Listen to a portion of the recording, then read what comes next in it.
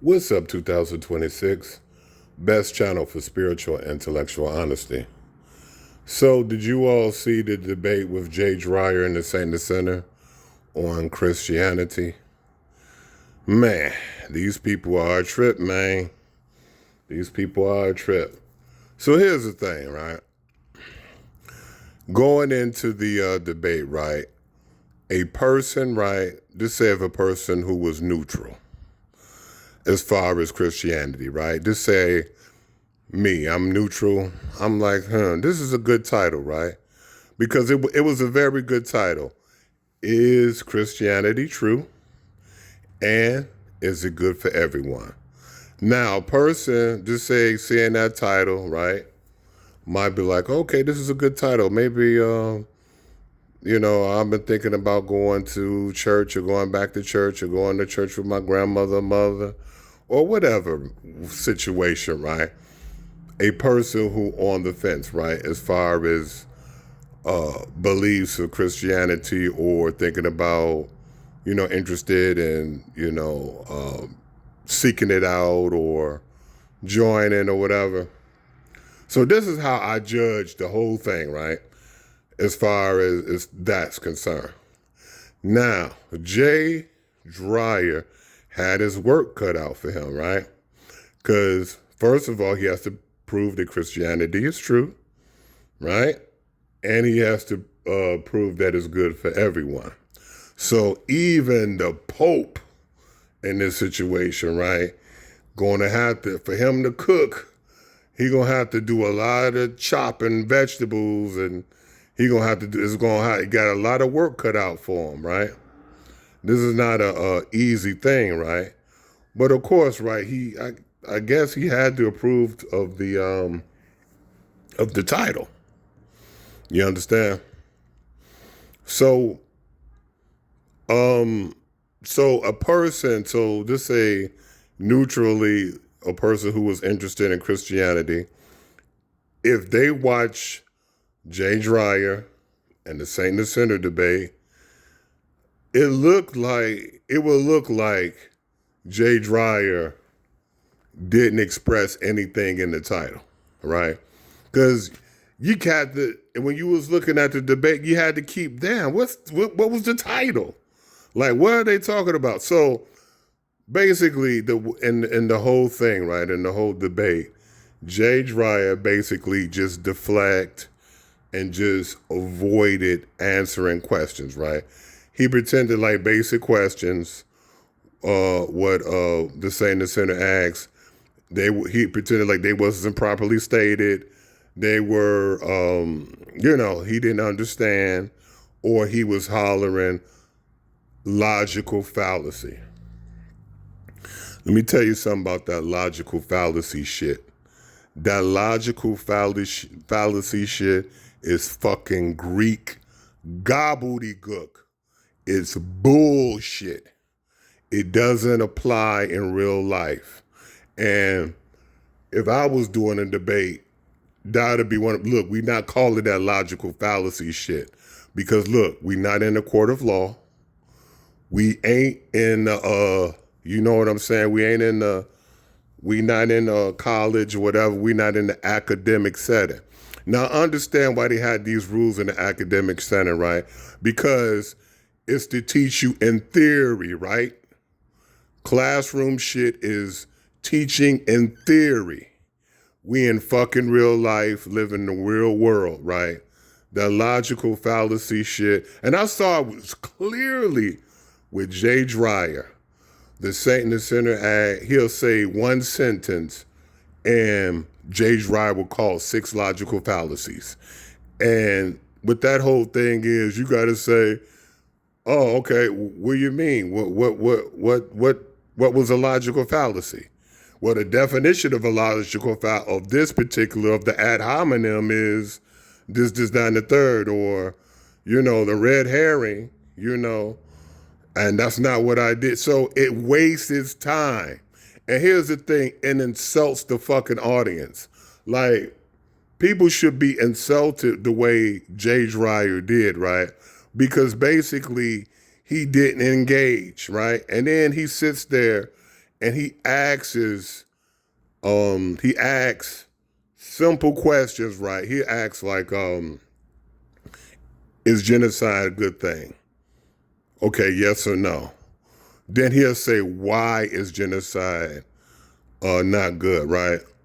Like that's like, come on, man. That's a dishonest question. See, here's the thing. See, questions are powerful, right? Because of that, right? Because the depth of lies that you can project, right, in a question. You understand what I'm saying? It was just crazy. Very, it was just crazy, man. Like, and then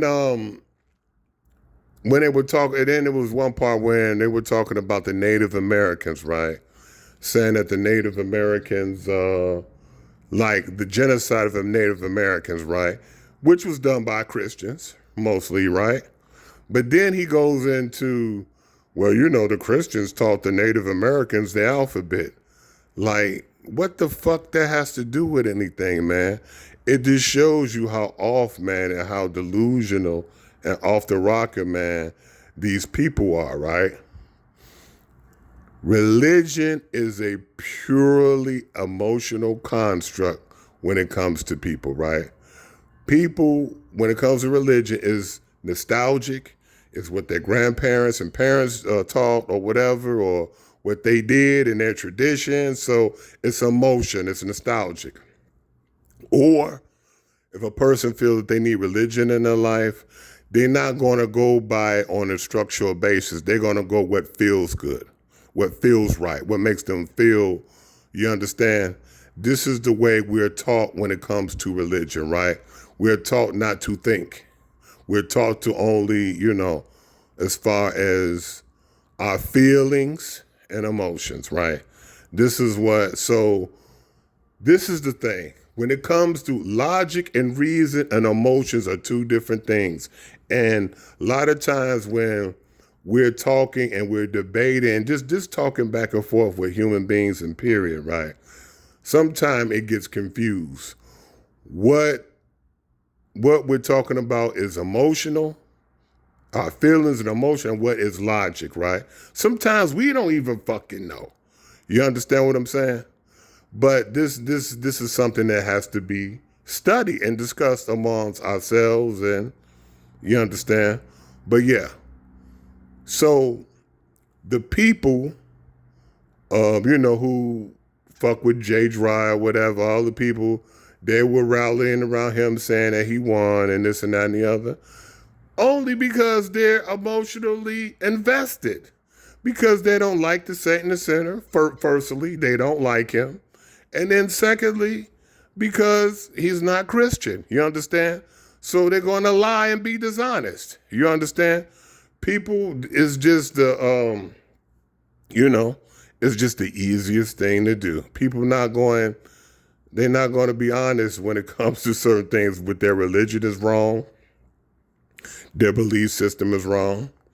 And here's the thing, Jay Dreyer, right? You could just tell it's an emotional construct with him because he jumps around. He's a spiritual dick rider. He jumping around from religion to religion, church to church. You understand? Then, when the excitement wears off on one, then he has to find something, the newest spiritual crack rock to smoke. You understand? And I'm just being honest, man. I'm just being honest. You feel me? But that's just the way it is, man.